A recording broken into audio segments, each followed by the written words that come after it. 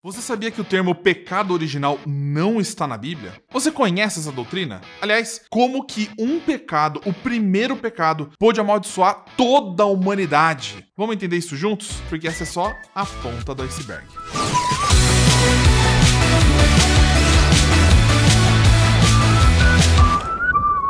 Bom dia, boa tarde, boa noite, eu sou Marcelo Júnior e hoje nós vamos entender juntos como que o primeiro pecado da Bíblia, narrado no primeiro livro, feito pelo primeiro homem, pôde amaldiçoar toda a humanidade. Ou pelo menos a gente vai compreender essa doutrina melhor. Tenho certeza que você já se perguntou, porque é muito frequente essa dúvida, como que Adão, o primeiro cara, um homem inocente, que não tinha vivência nenhuma, não viveu em sociedade, não tinha malícia, ele foi facilmente, coitado, enganado pela serpente e agora o pecado dele amaldiçoa todo mundo, afeta até a mim hoje. Isso não parece justo, não é? Bom, na nossa doutrina cristã, o primeiro pecado ele é descrito como o pecado original. Esse termo não é utilizado na Bíblia e não é utilizado por nenhum escritor bíblico. Então, da onde vem esse termo? Vamos entender? Pecado original foi cunhado por um teólogo muito famoso, aceito tanto pelos católicos, tanto pelos protestantes, chamado Agostinho de Hipona. Bom, na época de Agostinho, mais ou menos em torno de 400 depois de Cristo, ele viveu no auge de duas escolas de pensamento, uma de origem pagã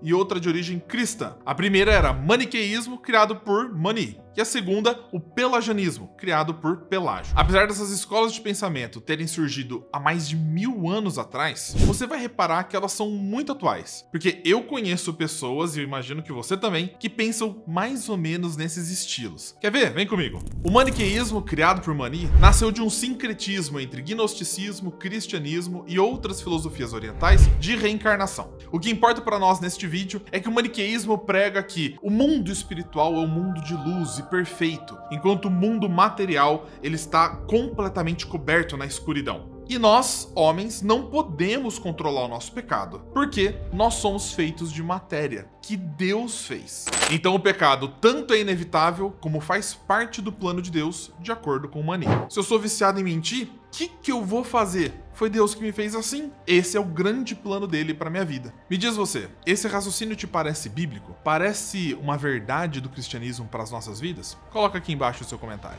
Enquanto isso, Pelágio, do outro lado do mundo, dizia exatamente o oposto do que Mani dizia. Ele falava, o homem tem plenas condições de escolher entre pecar ou não pecar. Ele sabe exatamente o que é certo ou errado, basta ele decidir. E Pelágio vai além, ele diz, o homem não precisa da graça para conseguir alcançar essa capacidade de decisão e parar de pecar. Aliás, Pelágio é famoso por expressar que se a perfeição é possível ao homem, então ela é obrigatória. Se você mentia, é só você decidir não mentir mais. Se você é alcoólatra, é só decidir não beber mais. Se você sente rancor ou amargura, é só decidir mudar de sentimento. Pronto. Você conhece pessoas que pensam como Pelágio hoje? Porque eu com certeza conheço. Na época de Agostinho, esses dois pensamentos eles tinham ganhado muito volume entre os cristãos, ao ponto da igreja cristã ficar dividida. Muitos pensavam que não tinham como evitar o pecado e ponto final. Outros pensavam que não precisavam da graça e podiam evitar o pecado completamente. Era uma questão de decisão. Se você peca, você é fraco. Agostinho, que morava na cidade de Hipona, no norte da África, se deparou com esse dilema.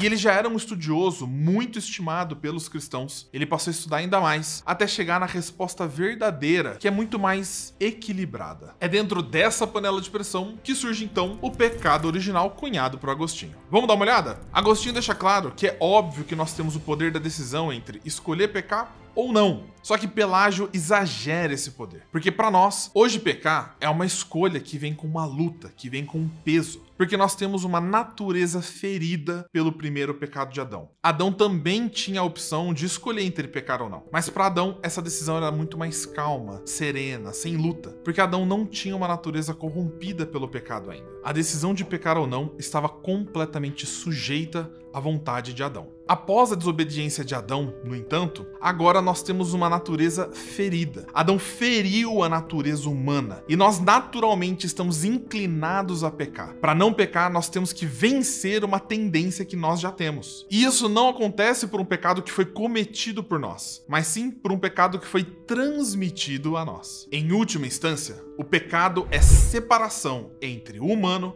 e o divino. Adão iniciou a separação, mas Jesus iniciou a reconciliação. Essa reconciliação vem de Deus para nós. Nós somos incapazes de, por conta própria, decidirmos nos voltarmos a Deus. Logo, sem a graça, nós não conseguimos nada. No entanto, precisamos decidir com a graça. Essa postura não te parece muito mais equilibrada? Pois é. Mas espera aí que não acabou não. Tem mais. Agostinho conclui que o pecado original ele é perdoado e eliminado quando nos batizamos. Lá o Espírito Santo nos regenera e planta em nós a semente da santidade. Então perceba que para o cristão a santidade não é uma obrigação imediata e ponto final. Ela é uma semente que nós devemos cultivar e regar para que ela cresça e floresça dentro de nós. Em outras palavras, nós vamos cooperando com o Espírito Santo em direção à santidade. Assim nós permitimos que ele vá nos ensinando como vencer hábitos do pecado e as tentações do pecado, ao passo que nós vamos restabelecendo a nossa intimidade com Deus. Muito bem, nós já entendemos de onde vem o termo pecado original e o seu contexto, mas vamos entender exatamente o que é o pecado original, aquele primeiro pecado cometido por Adão? Porque ele não é uma desobediência tão simples quanto nós pensamos que ele é. É comum ouvirmos o seguinte questionamento: poxa vida, Adão, coitadinho, ele era um homem inocente, nunca teve vivência em sociedade, nunca teve que enfrentar a malícia das pessoas. E ele foi enganado pela serpente, que aliás Gênesis diz que é a mais astuta dos animais da terra. Como que o pobrezinho do Adão, enganado, pode amaldiçoar toda a humanidade? Isso não é injusto? Claro que não. A verdade é que nós estamos compreendendo mal, tanto quem era Adão, quanto a gravidade do pecado que ele cometeu. Quando Deus faz algo, ele faz aquilo perfeito. Quando Deus criou Adão, ele criou Adão sem pecado. A natureza dele era perfeita, sem inclinação a pecar. A decisão de pecar para Adão não era uma luta, como nós já falamos. Era algo muito calmo, sereno, que estava sob o controle dele. Afinal, a sua natureza não estava inclinada para o mal. Isso é o que nós chamamos em teologia de moralmente bom. Dito isso, vamos ver a tentação da serpente. Ela diz que se Adão comesse da fruta, ele conheceria o bem e o mal, e ele seria como Deus. Então Adão pensa,